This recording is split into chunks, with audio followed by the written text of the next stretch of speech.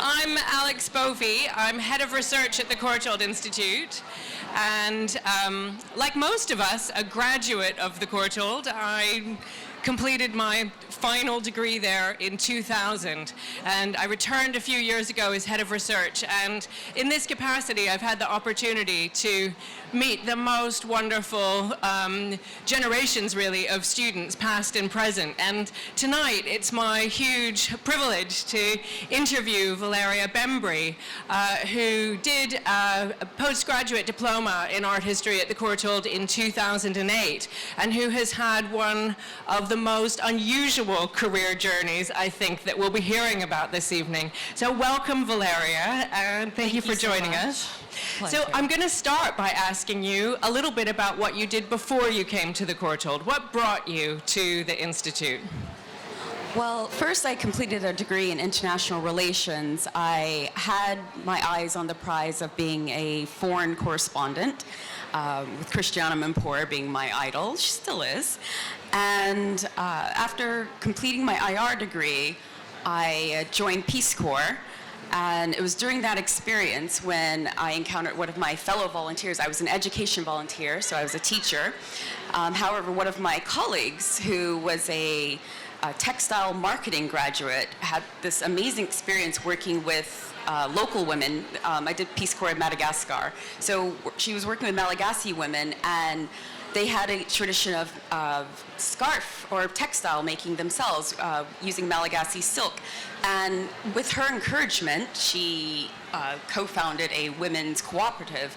And it was from that point I thought about, well, she worked in fashion, art, culture, and that really inspired me. And I thought to myself, I would like to do something like that. I would like to pursue an arts degree in order to assist or work with people around the globe, local artisans around the globe, maybe artisans who have experienced an economic crisis and were not able to practice their traditional craft. And that's when I started thinking about the Courtauld, because of an earlier conversation with a classmate from my RR degree about a mutual friend who had done the wall painting program at the Courtauld. So I remember this name, Courtauld, in the back of my mind when it was time to think about what graduate programs, where do I go from here? And so remembered the name, looked it up, found that there was a postgraduate diploma, and I thought, this is my entree into studying art history, getting my cultural education in order to pursue this path.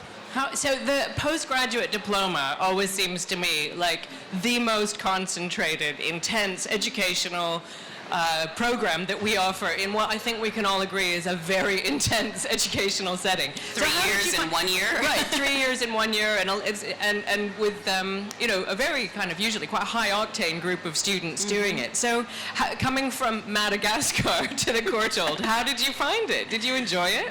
Very much so. I mean, I did detour at a television company at first as a television producer, then made my way to London and the Courtauld, and with the mindset of get the foundation, then pursue the business side, learn the art business, and so that's when I went to Sotheby's Institute afterwards for the master's in art business, but at least get the groundwork. So that survey course was incredible and instrumental in where I am now and learning about getting to the heart and the roots of culture through one's artistic practice. So I want to come back at the end of our conversation to the role that art history plays in the work that you're doing. What I'm interested then, okay, so you go to the Courtauld, then you go to the Sotheby's Art Institute, and when we first met, you were working for the International Organization for Migration and living in Iraq, which is still where you live.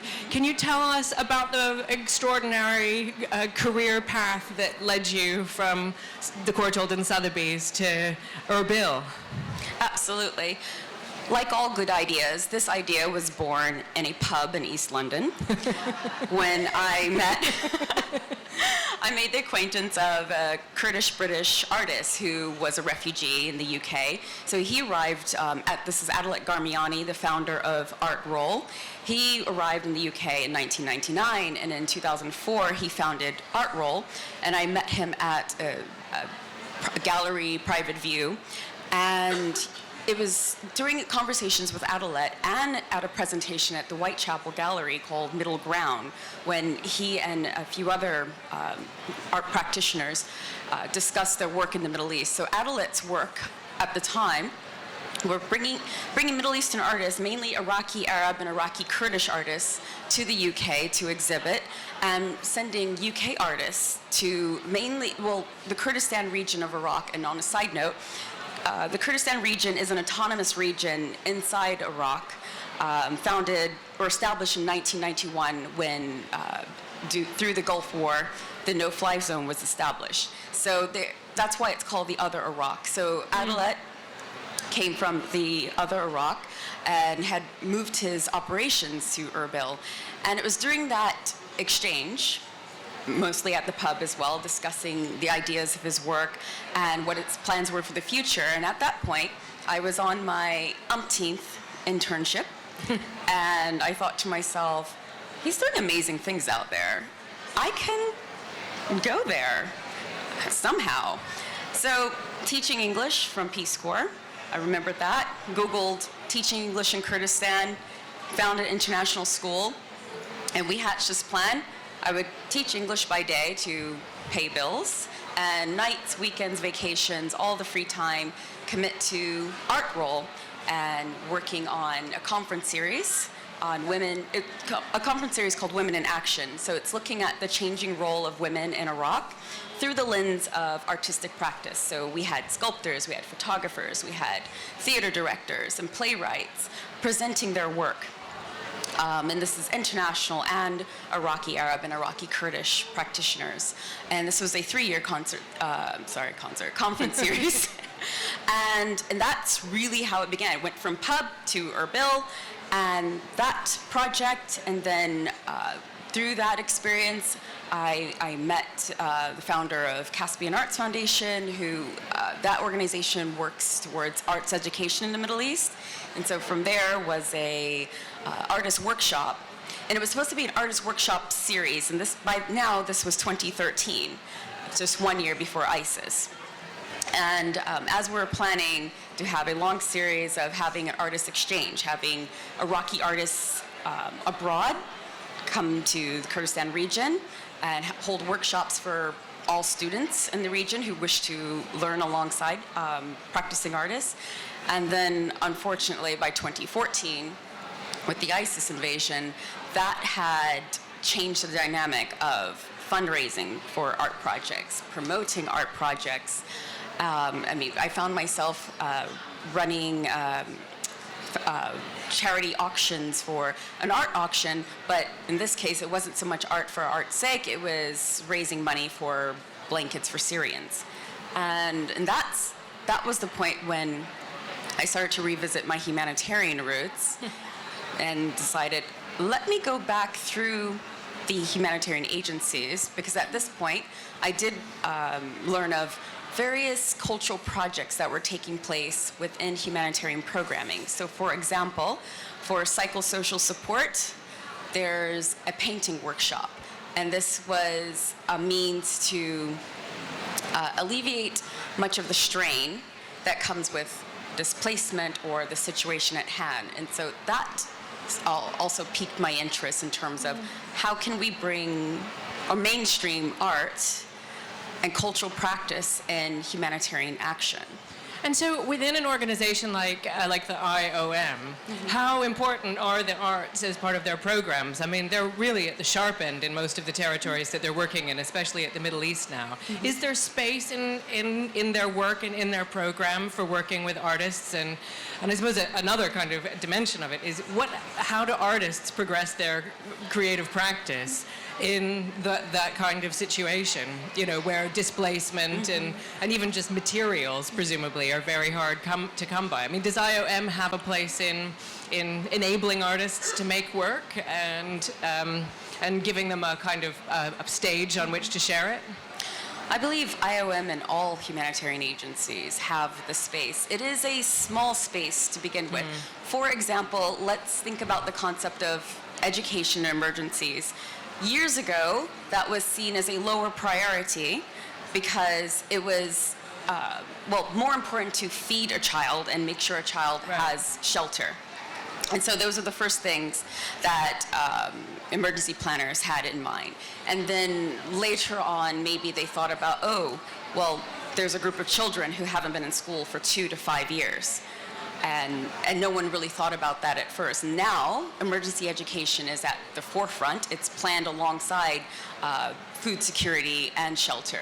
And I feel that art does have a place coming up in that same realm, because it's after you've sorted out everyone's needs. They have food security established again. They have shelter established.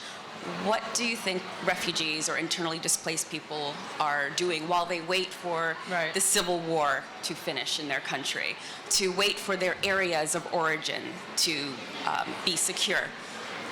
They're not only displaced from their area of origin, they're displaced from their lives. So we've been talking together about putting on an event at the Courtauld that would enable us to shed some light on the role that arts education and the visual arts can play in helping migrants and in understanding the experience of migrant artists and other migrant people. Can you say a little bit about what your hopes are for this event? Absolutely.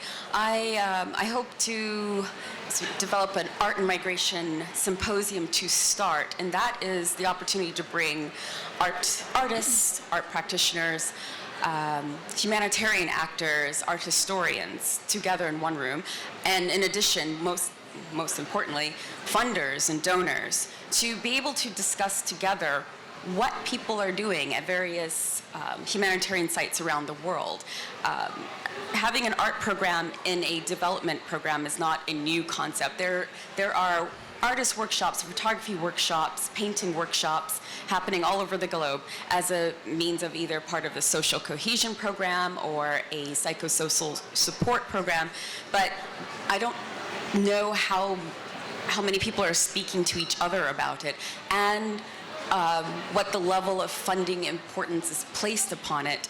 And so I would like an opportunity for all the participants to come to a room, and especially humanitarian actors, to discuss how amazing the photography project is happening at such and such camp, and at the same time establish connections to mainstream it as part of a humanitarian program. Well, we're in my corner of the Courtauld, the research corner, we're very, very excited about giving a platform to Valeria's enterprise and her ambitious plan. And I'm going to end this conversation with what I hope isn't too mean a question, but it's one that I think we all need to be thinking about at a time of, I think, very real emergency for arts education in this country and on the other side of the Atlantic and elsewhere. And that is, Valeria, why do you think art history matters?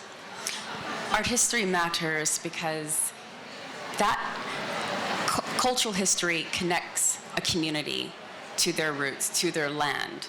And in cases where it's destroyed, that is an act of terrorism, that is an act of violence, because that is a way to erase a history of a people. So I believe that art history is a very important concept, and by protecting it, it's a subversive act towards those who wish to erase one's history and try to establish a new one where it doesn't fit or doesn't belong. So art history matters because it is who we are as humans.